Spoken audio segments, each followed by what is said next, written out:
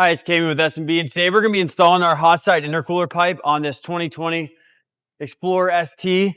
This has a provision for the blow-off valve. We also have a cap for the blow-off valve if you don't have a 2020 or early 2021 that has a stock blow-off valve.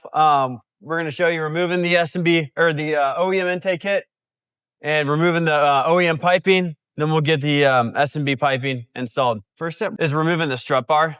It's not completely necessary, but it's just going to give us more space since our hot side pipe's going to go up and over. Don't want to be trying to work with the strut bar the whole time. This is a 13 mil and 2 more on the other side.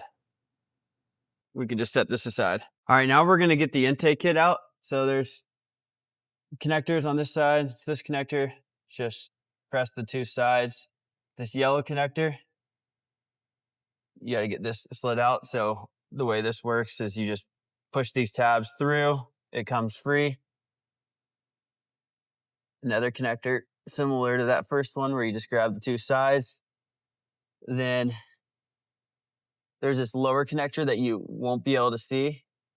But you just slide that blue tab and then it'll come free as well.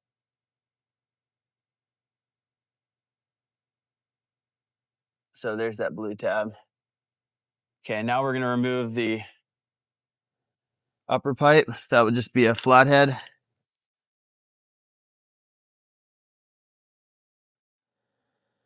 We can remove this pipe as well.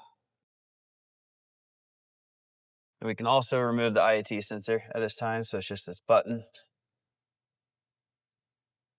Now we're going to get the intake kit box removed. So there's two clips.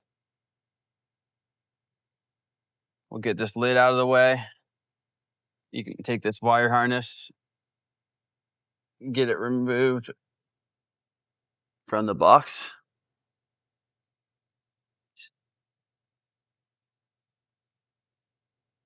So we'll set this aside because we're going to reuse the IAT. But now we'll remove the nut holding down the lower part of the intake box.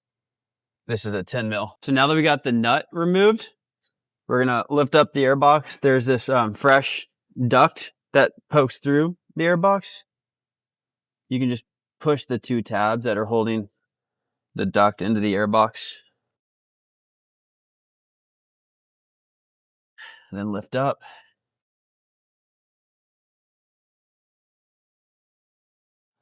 So now the lower air box is free.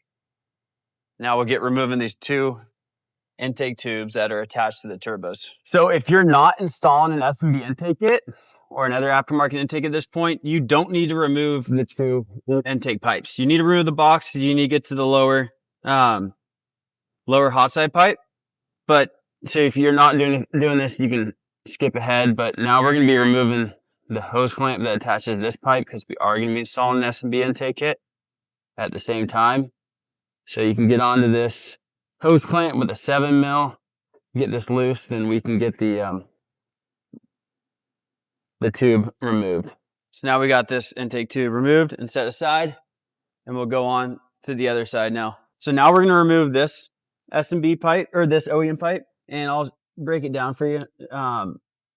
Hopefully you can see, but first we're going to be removing this Christmas tree. Then after that, you can see the hose right here. We're going to remove this constant tension clamp. Then we'll pull off that hose. Then the trickier part is if you can see down here, I'll do my best to show you. Oh, this is cool. There's a constant tension clamp right at the turbo. You can see when I'm touching. So we're going to squeeze that constant tension clamp, and that's going to free up the intake tube off the turbo, and we'll get this removed. So now we got the driver's side intake tube off. There's a couple more rivets we had to pop. We're going to set this aside. Now we're going to get working on the hot side pipe. So on the driver's side, there's a hose clamp. I'll point to it first. Hose clamp right below that attaches to the turbo. So we're going to get this removed first with the 7 mil. So now we're on this hose clamp on the turbo. And we're going to get this removed again with the 7 mil. Okay, you can see it's loose. Now we got this popped off. Now this hot side pipe is bolted to this bracket right here. So this is a 10 mil, and we're gonna remove the bolt holding the hot side pipe to the bracket. Okay, so now we got this bracket removed. One other thing to note too is we removed this, I guess the blow off valve hose from the intake kit. So if you have a blow off valve on 2021, we already moved it from the intake kit. But if you're leaving the intake tubes installed, you can remove it from right here. Now we're going to be removing this electrical connector on the OEM blow off valve. So slide the white tab back and depress the button. Now we're going to be removing the driver's side hot side pipe. So you can get the Christmas tree removed from the tube. Then with the 7 mil, we're going to remove the hose clamps that attach to the coupler on both the turbo as well as the intercooler. So 7 mil, get this removed. So now we're going to be using the 7 mil again to remove the hose clamp on this coupler, this lower hose, as well as a hose clamp down here on the coupler. So now we're going to get the hot side pipe installed. First step is going to be removing the OEM hose clamps. We replaced these with T-bolt clamps. You know, if you're tuned, building some more boost, T-bolt clamps are going to hold up better. So we're going to put the T-bolt clamps over the top. We'll break them free and put them over the top. But now we're going to get the hot side pipe wiggled on. So it goes underneath this harness. This harness will snap into here. This is a little bit of a snug fit. I've only done this a couple times. So if you see me struggle, you'll probably experience a little similar struggle. But the trick is to get it installed into that hose, then press forward, and then get it installed into the intercooler side. So you can either use a flathead screwdriver to get the lip around the pipe or kind of just wiggle it. There we go. Now we'll get this pushed on, make sure that's seated, and then we'll get the T-bolt strung around. So now we're going to be installing the bracket that's going to help support the hot side tube that goes over the top. So this is an 8 mil. So we'll get our bracket installed just like this. And we're going to leave this a little snug on the silicone elbow. And again, reminder, I'm doing everything without T-bolt clamps right now. Now we'll get this pushed in. Now we're going to install the driver's side pipe onto the turbo, then onto the tube. So now we have everything connected. We're going to get this bolt and nut installed onto this bracket.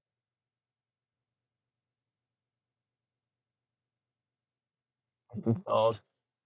It's just a lock nut. It's an 11 mil nut and 11 mil bolt. Now at this time, what we can also do is to get the bolt